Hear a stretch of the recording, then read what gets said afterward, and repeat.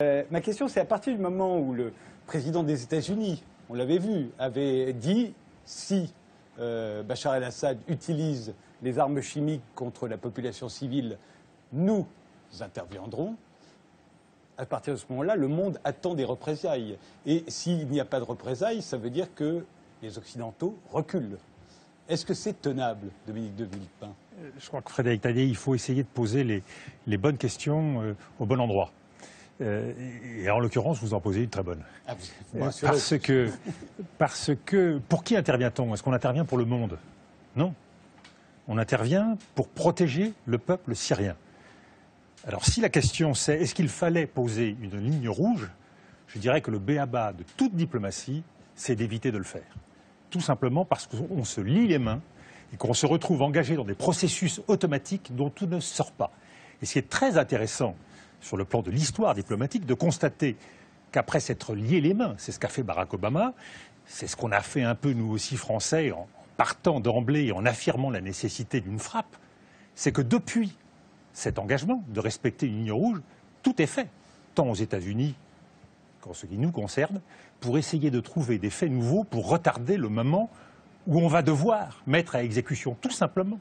Parce que c'est tellement compliqué et c'est tellement incertain que d'appliquer cette ligne rouge que l'on se demande aujourd'hui, et aux États-Unis, et en France, et partout en Occident, si finalement le remède qu'on a trouvé, qui est d'appliquer l'usage militaire pour faire respecter cette ligne rouge, n'est pas pire que le mal. Croyez-moi, quand vous écoutez Barack Obama à Moscou, à Washington, quand vous écoutez François Hollande, c'est intéressant cette conférence de presse à Saint-Pétersbourg, qu'est-ce qu'il dit? Il dit « si » l'on devait frapper. C'est-à-dire qu'on est à la recherche de tout ce qui pourrait nous permettre maintenant d'éviter cet engrenage. Et je crois que c'est sage, effectivement, que de multiplier les conditions, l'autorisation du Congrès, le résultat de l'enquête, en espérant qu'un fait nouveau, parce que nous en sommes là aujourd'hui, la communauté internationale est suspendue aux faits nouveaux qui permettraient de revenir à la vraie question, comment doit-on protéger le peuple syrien? Et évidemment, la réponse, ce n'est pas par des frappes militaires qui nous engagent dans l'inconnu, qui aggravent les tensions dans un pays soumis à la guerre civile, qui viennent intervenir dans un corps malade, qui est celui du Moyen-Orient, où nous sommes à la veille d'une grande guerre entre sunnites et chiites.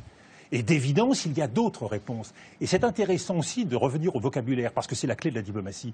Quand Barack Obama et François Hollande disent « il faut punir », nous sommes en dehors de la stratégie, nous sommes en dehors de la diplomatie et nous sommes dans la morale.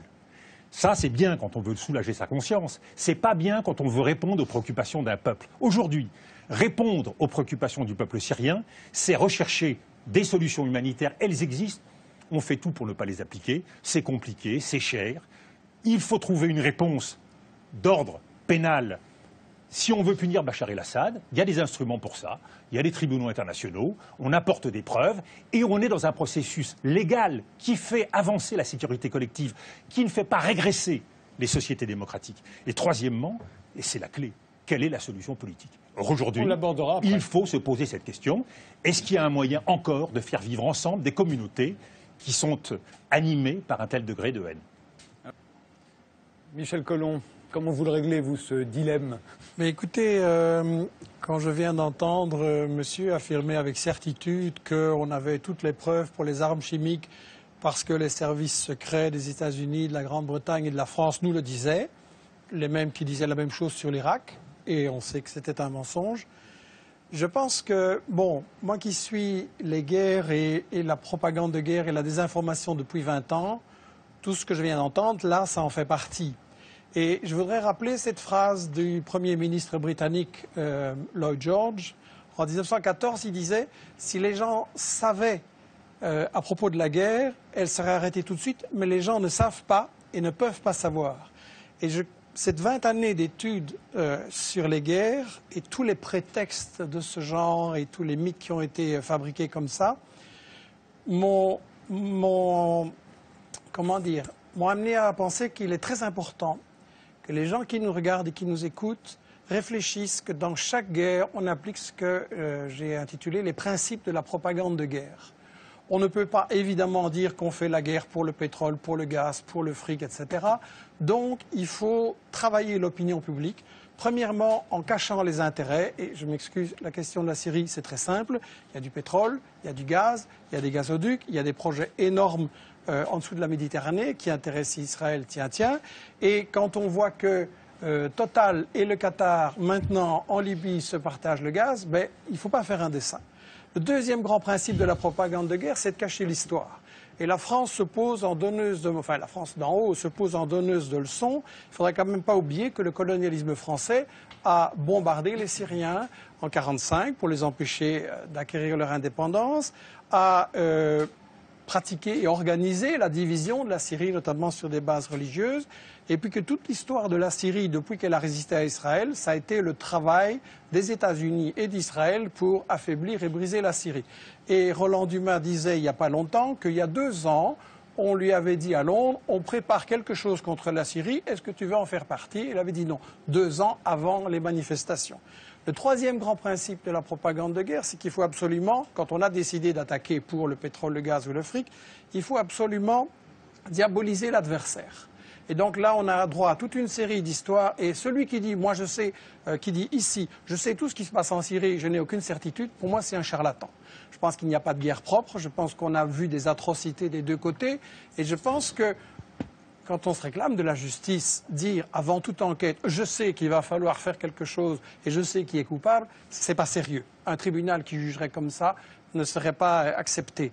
Sur la question des armes chimiques, c'est évidemment intolérable. Je voudrais juste poser la question à ceux qui connaissent bien les États-Unis. Quel est le pays dans l'histoire qui a le plus utilisé des armes chimiques, biologiques et bactériologiques? Sinon les États-Unis, avec 250 kilos d'armes chimiques balancées sur le Vietnam et maintenant encore des bébés qui naissent comme des monstres. Et dans toute une série d'autres pays. Donc si Obama trouve que les armes chimiques c'est intolérable, il ne doit pas aller très loin pour punir les coupables. Le 4e grand principe de la propagande de guerre, c'est qu'il faut toujours se présenter comme défendant les victimes. On fait toujours des guerres soi-disant humanitaires. Mais là, la mèche a été vendue hier ou avant-hier, je ne sais plus, par Bernard Kouchner, qui est un pro-interventionniste, et qui a dit devant une télé française, bien sûr que le but c'est de renverser Bachar el-Assad, mais il faut un habillage diplomatique. Ça veut dire qu'on n'est pas là pour défendre les Syriens, parce qu'en réalité c'est une guerre qui a été provoquée par les États-Unis et leurs alliés dès le départ, comme Roland Dumas l'a dit. On n'est pas là pour protéger les victimes et pour les empêcher. Au contraire, on veut qu'il y en ait plus pour avoir un prétexte d'intervenir. Et je tiens à rectifier les mensonges qui ont été dits. Le gouvernement syrien est parfaitement d'accord de négocier. Et ce sont les États-Unis, la France et le Qatar qui ont dit non, on ne négocie pas, on veut gagner militairement sur le terrain. C'est-à-dire que Bachar el-Assad a dit qu'il voulait bien négocier. Oui, tout à fait. Et le 5e et dernier principe de la propagande de guerre, très brièvement, c'est qu'il faut monopoliser le débat et empêcher les opinions adverses. Et donc, on a dans les médias français un alignement sur cette propagande que vous avez montrée là au début. Et quand M. Hérault s'amène en disant j'ai la preuve sur les armes chimiques et qui commence par répéter dans son discours pendant des minutes et des minutes tout ce que tout le monde sait et que personne ne nie, et puis qu'à la fin il dit les services secrets m'ont dit que c'est Bachar, il n'y a aucun journaliste pour dire oui mais les preuves un peu sérieuses s'il vous plaît. Et donc quand on voit des gens comme Fabius, comme Bernard-Henri Lévy, comme Hérault ou BHL, qui viennent avoir le courage de bombarder, mais pas le courage de débattre devant des gens qui connaissent le dossier et qui ont les arguments contraires, il faut quand même beaucoup se poser la question. Et j'insiste sur cette question des 5 principes de la propagande de guerre, parce que, et ce sera ma conclusion, l'année prochaine, vous risquez peut-être de m'inviter sur l'Iran, ou sur l'Algérie, ou sur le Venezuela, ou le Congo, ou l'Érythrée, ou le Zimbabwe, et ça va être chaque fois la même comédie, chaque fois avec les mêmes arguments. Il n'y a pas de guerre vraiment humanitaire, il y a toujours des intérêts pour le fric, il y a toujours des intérêts pour les matières premières, et il est temps quand même qu'on se dise, si on veut une humanité solidaire et mettre fin aux guerres, il faut voir qui provoque ces guerres. Frédéric Ancel. Je pense qu'il y a des guerres justes, je pense que toutes les guerres ne sont pas faites pour le fric. Je pense, non, je ne pense pas, je sais qu'il n'y a pas, contrairement à ce que vous dites, de pétrole en Syrie. La Syrie exportait 300 000 barils le jour, enfin c'est ridicule. J'ai parlé et du il n'y a pas de gaz gaz dans la naturel. région. Et il n'y a pas de gaz naturel en Syrie. Et le gazoduc. Donc ça, c'est pas sérieux. J'ai pas parlé du pétrole syrien. Par ailleurs, les grandes manifestations qui, effectivement, les premiers mois au moins, ont été totalement pacifiques en Syrie, procédaient du printemps arabe. Enfin, on était dans quelque chose qui n'était pas, à l'époque en tout cas, une véritable guerre civile. Et il n'y avait quasiment pas, sinon pas du tout, de forces réellement djihadistes Comment ça se fait alors que la majorité des victimes étaient des policiers sur le plan et des soldats? diplomatique, bien sûr, Dominique de Villepin a raison. Bien sûr, la voie diplomatique. Mais la voie diplomatique avec qui? Avec Bachar el-Assad, dont la vocation exclusive est le strict et froid rapport de force sur le terrain. Un rapport de force d'ailleurs qui est en sa faveur et pour cause, puisque depuis un peu plus de 2 ans, il est armé de manière absolument constante par la Russie. Je crois que c'est quand même difficile. La diplomatie, oui, mais dans ce cas-là, avec son grand allié et protecteur, Vladimir Poutine. Si il n'y a pas de la part de Poutine et éventuellement des Chinois une volonté de négocier à minima, et si effectivement des crimes contre l'humanité sont commis par ce régime, alors je pense qu'effectivement, il faudra d'une manière ou d'une autre, pour une question de crédibilité, mais également pour une question de dissuasion, intervenir. L'argument qui me touche beaucoup, c'est des anti-interventionnistes, c'est le suivant. Il y a déjà 100, 110, 120 000 morts.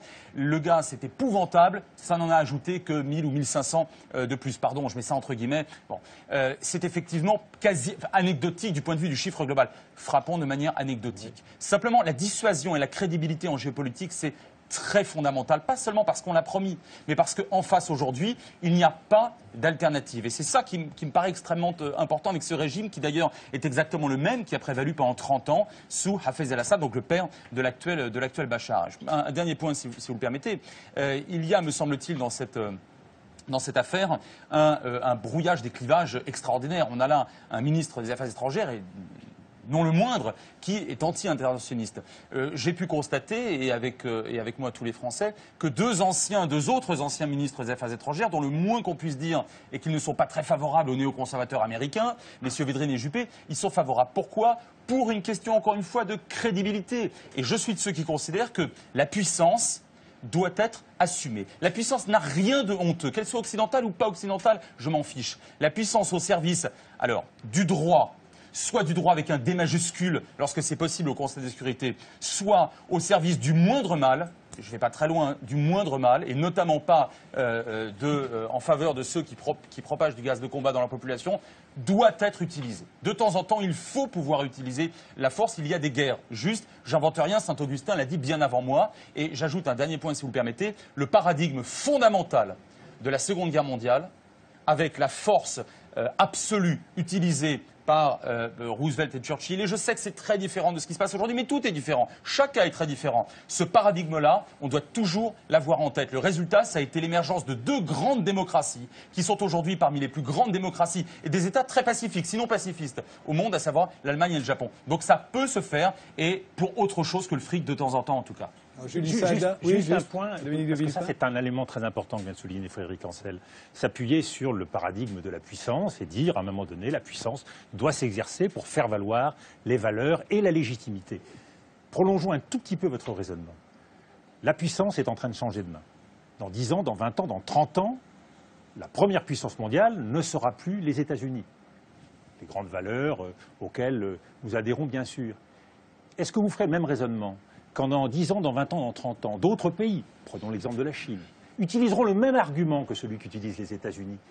Rendez-vous compte, nous sommes en train aujourd'hui de voir notre monde basculer. Nous sommes à la fin d'un monde. Et vous voudriez vous appuyer sur des arguments de puissance à un moment où la puissance change de main. Le monde ne peut être fondé que sur des principes de sécurité collective. Et c'est pour ça que même si les Nations Unies ne fonctionnent pas bien, il ne faut pas séparer la légitimité de la légalité. Parce que nous nous verrons imposer, dans un certain nombre de décennies, par la force, appuyer sur une nouvelle puissance, appuyer sur une autre vision de la légitimité, exactement ce que nous prétendons aujourd'hui imposer à d'autres. Donc nous ne sommes plus dans un monde où on peut imposer sa vision, imposer sa puissance. Il faut négocier, même si c'est dans des conditions difficiles, négocier des compromis. Et c'est là toute l'histoire de la Syrie. Il faut inventer aujourd'hui de nouveaux mécanismes de négociation qui sont certes insatisfaisants, et j'adhère à ce qu'avait vient de dire tout à l'heure Elisabeth Guigou. Nous sommes à la recherche de la moins mauvaise solution possible. Mais l'argument de la force et de la puissance, aujourd'hui, dans les mains entre guillemets, de peuples amis, ne préjuge pas du monde que nous allons bâtir. Nous ne pouvons pas nous satisfaire de cette solution. Alors concernant la négociation, moi je suis tout à fait d'accord sur cette position avec le protecteur, avec celui qui au Conseil de sécurité peut décider réellement de l'usage ou du non-usage de gaz toxiques par son protégé Bachar el-Assad. Mais pour ça, il faut bien montrer une détermination extrêmement forte. La détermination qui n'a pas été montrée. Alors, Je ne suis pas sûr que quand Barack Obama arrive une demi-heure en retard à un dîner où on parle de la Syrie, il donne l'image au monde d'un homme qui veut négocier. Vous faites allusion à Saint-Pétersbourg. À Saint-Pétersbourg, oui, je crois que la réunion du G20. Diplomatie mondiale, et je ne fais pas reproche à la diplomatie française, elle est molle. Moi, j'ai vécu cette expérience douloureuse de conduire une diplomatie. C'est quelque chose qui doit devenir obsessionnel, c'est une énergie de tous les instants. Il faut être capable de faire bouger les lignes. Et aujourd'hui, cette diplomatie, elle est fataliste, elle est suiviste.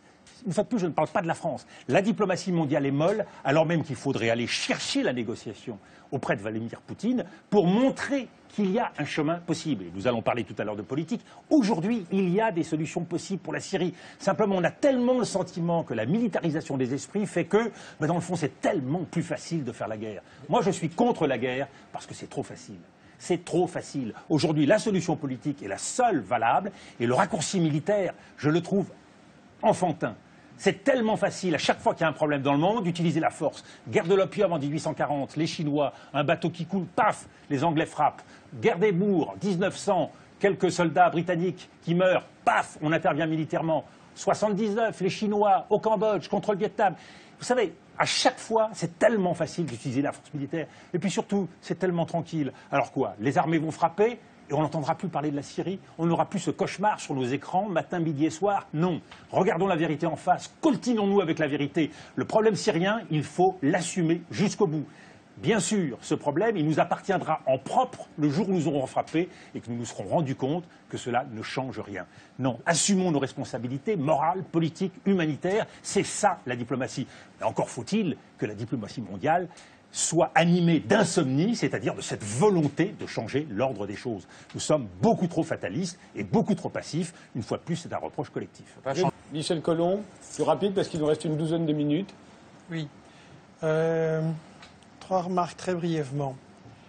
C'est pas possible d'appeler à des bombardements. Et je ne sais pas si vous êtes allé en Irak après les bombardements, ou en Yougoslavie, ou en Libye après les bombardements. Moi, oui, j'ai vu les conséquences. C'est quand même pas possible d'appeler à bombarder des gens en niant et en déformant les faits comme vous le faites là maintenant. Vous dites qu'il y a 110 000 victimes, comme l'a dit M. Ancel. C'est dramatique. Combien sont des loyalistes, comme on dit, c'est-à-dire des gens qui soutiennent Bachar? À peu près la moitié. Qui a tiré les premiers dans les manifestations? Les opposants. Ça se trouve dans les rapports aussi de l'OTAN. Et vous avez invité 2 opinions qui existent dans la communauté syrienne, mais il faut savoir qu'il y en a d'autres. Et que dans la conférence de Doha des opposants à Bachar el-Assad, il y a un an, ils ont dit le problème, c'est que 55% des gens soutiennent Bachar el-Assad. Et l'OTAN, il y a 4 mois, a dit c'est monté à 70%. 70% de gens qui soutiennent, soit par conviction, soit parce qu'ils trouvent que c'est pire ce qui va arriver. Donc, on n'a pas le droit de faire le bonheur des Syriens contre leur volonté, c'est à eux à décider. Et vous me dites, vive la puissance, je m'excuse, c'est l'argument des puissances coloniales depuis toujours. Après la guerre 40-45, on est arrivé à un principe de droit international. Les plus forts n'ont pas le droit d'intervenir dans les pays plus faibles pour faire ce qu'ils veulent. Et troisièmement, et très rapidement, vous me dites, oui, mais ça permettrait d'amener la démocratie en Syrie. Ça, je m'excuse, c'est une farce. Vous êtes en train de construire une démocratie en Syrie avec l'aide d'Israël qui massacre les Palestiniens et qui nie toute démocratie pour les Palestiniens, avec l'Arabie saoudite qui est un des régimes les plus féodaux et les plus répressifs de la planète, avec le Qatar dans lequel, si on écrit un poème pour la démocratie, on a prison à perpétuité. C'est de la comédie, l'idée que les États-Unis, Israël et leurs alliés voudraient soi-disant amener la démocratie là-bas. Vous avez fait semblant que c'était le problème du pétrole en Syrie. Ne faites pas la bête. Vous savez quand même très bien que la question, c'est le gaz en dessous de la Méditerranée, le gazoduc qui passe, qui est le projet du Qatar pour approvisionner l'Europe, et la Syrie est dans le chemin. Ça se trouve aussi dans les documents des think tanks que vous avez aux États-Unis. Très vite, Monzar Mako. Frédéric Ancel. Tout ça hors crime contre l'humanité, c'est parfait. Ça, il n'y a aucun problème. Discuter avec Bachar el-Assad, il n'y a aucun problème, à condition, bien évidemment, qu'il souhaite, à tout le moins, partager le pouvoir. Évidemment, il ne le fera pas. Et je vais vous dire, je vais peut-être vous décevoir. Je ne suis absolument pas en faveur d'une intervention qui modifierait les rapports de force. Pour le coup, je pense que ce n'est pas à nous autres, occidentaux, ni à personne, de décider pour le peuple syrien ce dont il doit disposer comme régime politique. En revanche, je pense que l'usage de gaz toxiques contre de la population civile, qui est interdit par les Nations Unies à plusieurs titres et par plusieurs instances onusiennes d'ailleurs, doit d'une manière ou d'une autre, effectivement, pas être puni, c'est un terme que j'ai détesté et que je trouve en réalité contre-productif, mais doit pouvoir marquer une tentative de dissuasion. Et par ailleurs, je considère que, en dépit de ce qui a été dit de manière fantasmatique, il n'y a en Syrie rien d'intéressant sur le plan économique et sur le plan énergétique. Et avoir J'ai parlé de la région, ne faites pas la bête. Avoir la très grande vélocité de Barack Obama dans sa volonté d'intervenir, si vous voulez, je crois que là, on n'est pas chez un Bush menteur et proactif avec les compagnies pétrolières sur la Syrie. Enfin, tout ça n'a absolument pas de sens. Donc je pense réellement qu'il doit pouvoir y avoir, outre ou au-delà de la négociation politique, mais encore une fois, je pense avec les protecteurs d'Assad, au moins une démonstration de force. Et je vais peut-être, cette fois-ci, vraiment vous décevoir, je ne suis pas pour une guerre, je suis pour une intervention symbolique. Et quand je dis symbolique, par exemple, frapper un palais présidentiel.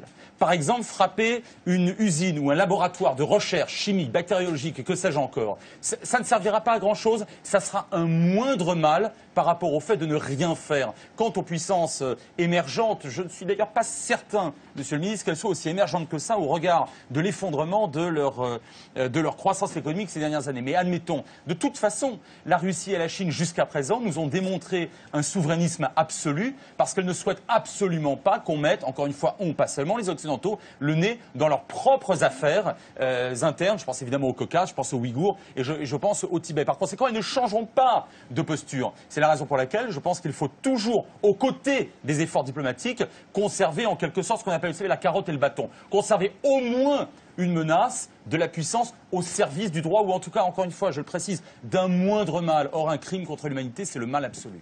Dernier mot pour finir, Dominique de Villepin, mais juste parce que vous préconisez une solution diplomatique, il faut y passer toute son énergie, mais ça donnerait quoi pour vous, l'avenir de la Syrie? D'abord, nous avons expertisé dans le passé ce que donne la loi de la puissance. Les États-Unis, grande puissance démocratique, ont montré qu'ils pouvaient mentir au monde et préconiser une intervention, soi-disant pour respecter le droit, en fait pour le bafouer.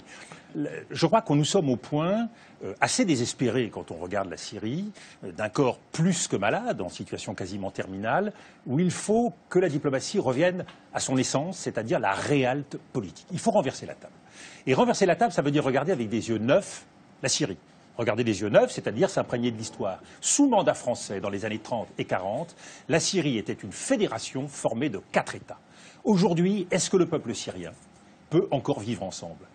Certainement pas pour les prochaines années. Et il faut donc avoir le courage aujourd'hui de dire que nous devons peut-être en passer en Syrie par une période de partition visant à séparer des communautés qui ne peuvent pas vivre ensemble, compte tenu de l'exaspération de la situation.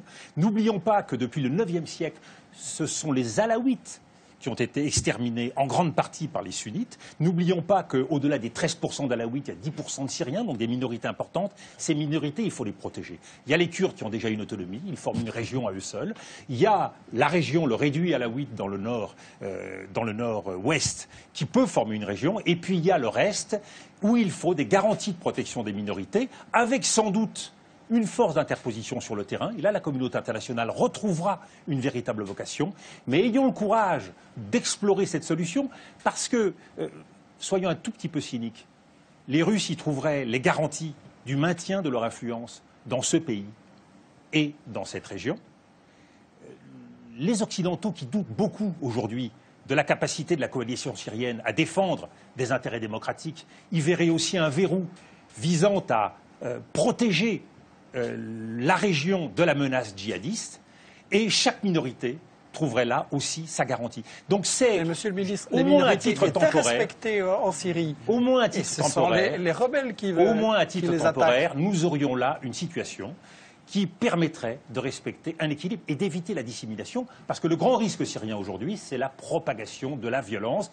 Et frapper, c'est un double risque. Premier risque, c'est le discrédit. C'est que ces frappes, effectivement, parce que limitées, parce que symboliques, ne servent à rien.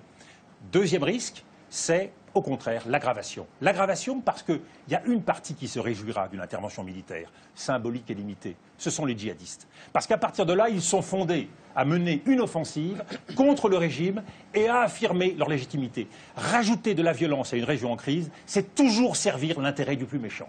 Et le plus méchant, en l'occurrence, ce sont les djihadistes. Et surtout, c'est faire tache d'huile, c'est le risque de voir une spirale. Et alors, on retrouvera cette région avec ce clivage terrible qui se joue aujourd'hui au Moyen-Orient, sunnites et chiites, avec l'Irak, l'Iran, avec également la Syrie et le Hezbollah. Nous aurons donc fait le jeu du pire dans cette région, alors même que la vocation de la paix a toujours été historiquement et diplomatiquement d'être le médiateur, d'être celui qui réconcilie les points de vue. Nous n'avons pas à peser pour un camp ou pour un autre. Nous avons vocation à inventer une solution, à nous placer au-dessus des intérêts des uns et des autres. Et je pense que, même si je ne fais pas le procès à François Hollande d'être aligné sur les États-Unis, il choisit en conviction, il fait un choix en conviction. Je pense que la vocation de la France était toujours dans un exercice de médiation et d'invention et d'imagination diplomatique. Donc ne choisissons pas un camp, avançons et même s'il faut le faire à tâtons, essayons de proposer des solutions nouvelles et innovantes.